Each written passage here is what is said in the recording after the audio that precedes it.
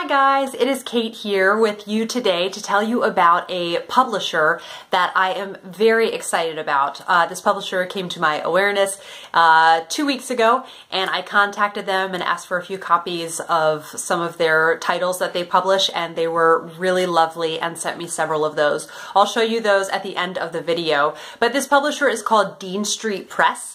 And I don't want to get anything wrong, so I'm going to be reading directly from their website. And it says that Dean Street Press is a publisher devoted to producing, uncovering, and revitalizing good books. Our list includes literary, general, and crime fiction, and their first titles were published in February 2015. So these are specifically books that have been published, in the 1900s and are kind of underrated, and they would like them to be revitalized, which, as you know, I am all about finding kind of underrated modern classics. And the specific line from them that I'm really interested in, that if you like Persephone books, if you like Stella Gibbons, if you like A Room with a View, I Capture the Castle, Miss Pettigrewless for a Day, all those sorts of types of books, I think you'll be really excited about their line called Furrowed Middlebrow. And they say about Furrowed Middlebrow, it's an exciting new development following the Furrowed Middlebrow blog that one of the associate editors had been writing for a long time.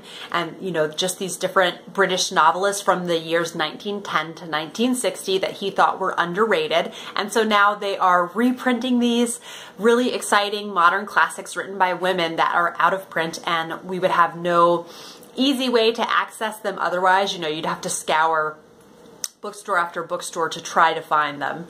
And it says the years 1910 through 1960 were an unprecedented and prolific era for female authors, documenting eloquently, humorously, poignantly, or frequently all of the above, the social change, upheaval, and evolving gender roles of a volatile era. These years bookended 2 world wars, a global depression, the women's suffrage movement, seismic economic and class shifts, the beginning of the Cold War, and dramatic changes in ordinary day-to-day life.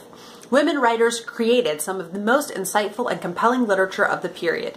The great majority of their works, however, was neglected in later years, when publishers and critics grew to value other kinds of literature over what became known as middlebrow. So kind of the Miss Pettigrewless for a Day, Miss Bunkle's book, these things, I Capture the Castle, that are really eloquently written, but maybe the subject matter seems more middlebrow, so they just came to be labeled as middlebrow and weren't thought of as, up with Virginia Woolf and things like that, or William Faulkner. And so still, though, they have so much merit, and so it's very exciting. It says in recent years, scholars and readers alike have begun to rediscover the middlebrow and recognize it for the vital cultural form it is. So I do think when you read things like Miss Bunkle's book, or Miss Pettigrewless for a Day, The Pursuit of Love by Nancy Mitford, you do get this real window into, the culture at that time, the humor at that time, just the norms and everything. It's just very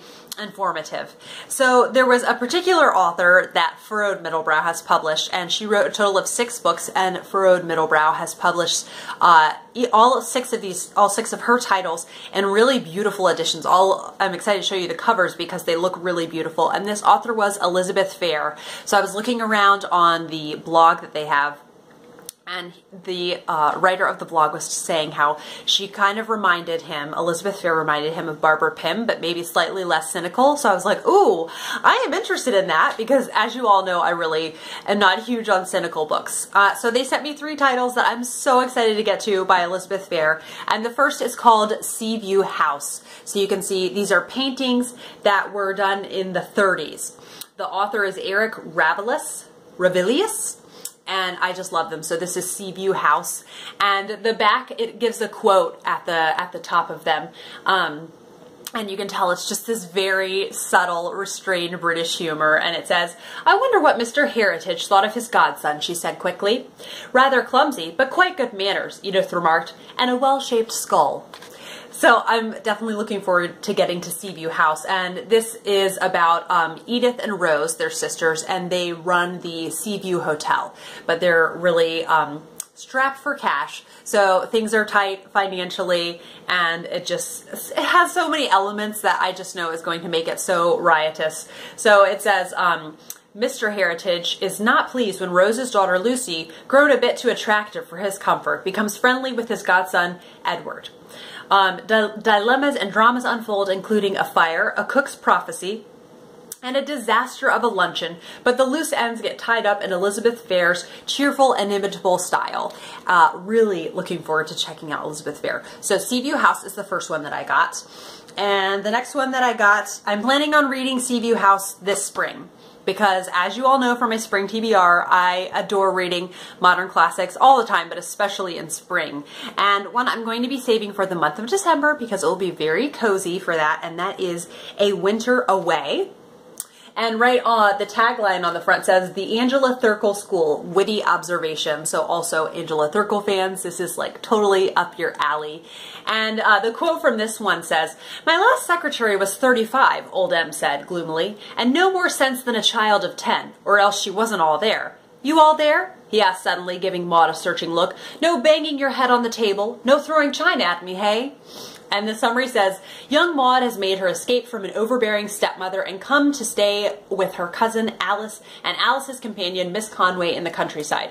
They've arranged a job for her as secretary to Mr. Feniston, a neighbor who seems to have driven his previous secretary to a nervous breakdown. In between cataloging Mr. Feniston's library, dodging his temper, and encounters awkward and intriguing in turn with his son and an alienated nephew, Maud finds herself involved with local eccentricities and dramas, including a secret romance which has everyone talking." So this just seems like absolutely perfect for the month of December. And then the last one that they very kindly sent me is called Landscape in Sunlight. So you can see here's just another beautiful, beautiful cover. And the quote on the top of this one says, "At the end of the war, Mrs. Midge stayed on. While the war lasted, Mrs. Custance had accepted her as part of the war effort. It was only in the past year or two that Mrs. Midge had been transferred to the category which Mrs. Custance described as people we could manage without." And this one is, it takes place in a tiny village, and the whole village is consumed with an August festival that's going to happen.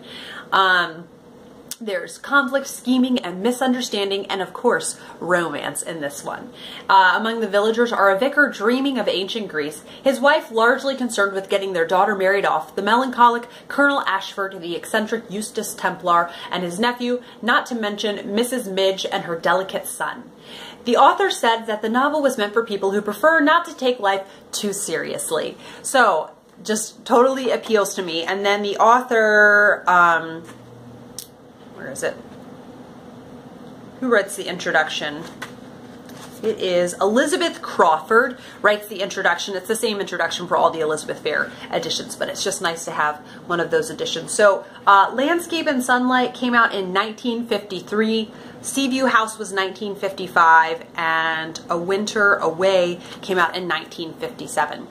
I am so excited to tell you guys what I think of these because, as you know, some of my favorite books of all time are A Room with a View, Miss Pettigrew Lives for a Day, I Capture the Castle, Nightingale Wood, to say a few. And I just am over the moon that Dean Street Press and specifically Furrowed Middlebrow is trying to bring awareness to these underappreciated, underrated authors, and I really think it could bring a revival of this middlebrow literature. And I'm just really thrilled to hear about Elizabeth Fair.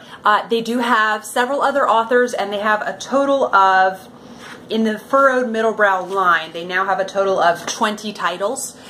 So I will, of course, link Dean Street Press and then also the Furrowed Middlebrow page down below. And I hope we all can now, you know, discover some great British literature that's been forgotten and overlooked and bring more awareness to it. So I will let you guys know what I think of Elizabeth Fair. Like I said, I'm going to be reading Seaview House specifically this spring, and I will try to put, you know, a full review up of that. And I hope you guys have a lovely day and lovely reading, and I will see you for another video soon. Bye, guys.